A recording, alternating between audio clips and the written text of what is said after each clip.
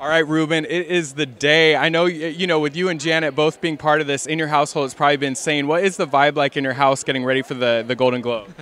As you can imagine, we probably get into each other's nerves, but it gets really stressful. So by this time this comes around, you're just grateful that it's almost over.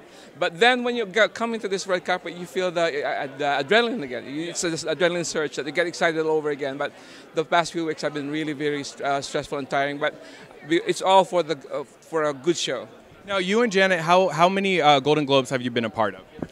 I've been doing this since I think 2004. So has it gotten any easier now, the 11th year for you guys, or is it still just as new and stressful every year?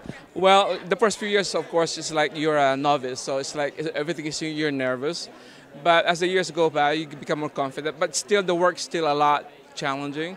There are different challenges every year, so it's always a different year has its own challenges. So maybe the nervousness is gone, but still the confidence I've gained the confidence. Now, every year we expect to see what Janet's wearing, but every year we also expect what celebrities and guests and friends you brought. So who'd you guys bring this year to the Golden Globe? Our guests are Francis Libiran. He's one of our top fashion designers. And of course, I think Oliver Tolentino is also coming as one of our friends' guests. So it's always nice to bring these Filipino designers. So I'm sure Oliver, for example, has somebody wearing his gowns. Yeah. I know you also are bringing someone, Richard and Phoebe, who actually have this beautiful resort in the Philippines that a lot of Hollywood stars go out and hang out there. So that's probably really exciting as well. So Phoebe and Richard are doing their share to promote Philippine tourism. So we've been introducing them to a lot of people because in our interviews, a lot of stars actually want to go to the Philippines because they heard so much about it. So especially the beaches, like Jeremy Renner couldn't stop rhapsodizing about all the beaches because when he came there to shoot this movie. So I think it's a nice way for them to get to know the people behind the beautiful resorts of the Philippines, and then hopefully a lot more stars are going to go there for their R&R. Another thing that I need to ask you is this year in the foreign films, we almost had a film. How close the film? How close was Norte, The End of History? How close was that making it? Because I heard a lot of buzz around it, and it might have been nominated. I think it was one of the closest we ever got to because despite its length, it's 5 hours and a half. A lot of good feedback.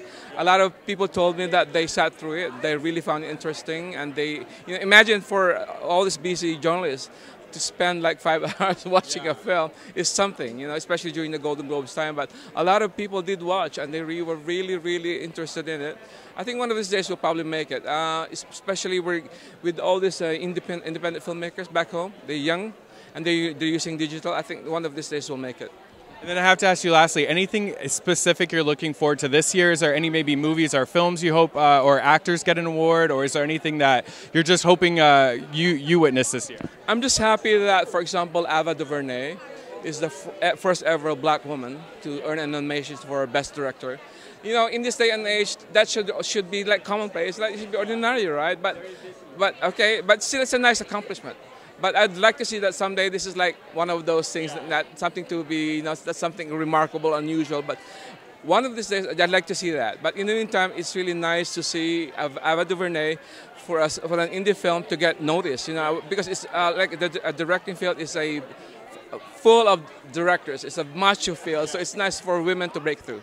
You also, by the way, a lot of indie films made it. So not a lot of studio films. So that's also an exciting trend. Yeah, and you have an 11-year-old nominated, so I hope who played Annie, so that'll be cool. I know. Let's see about because she was also very good in her very first film, so let's see about her. Yeah.